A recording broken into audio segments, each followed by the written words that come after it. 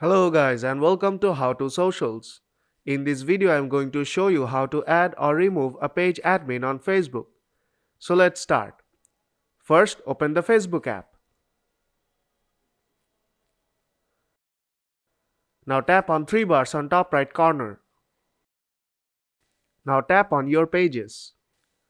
You'll see all of your Facebook pages here. Now tap on the page you want to add an admin. Now tap on the settings icon on top right corner. Now go to page roles.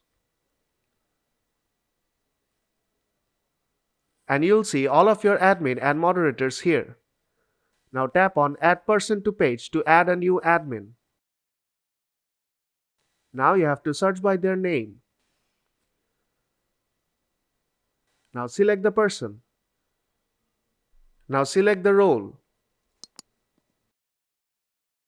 When you are done, tap Add.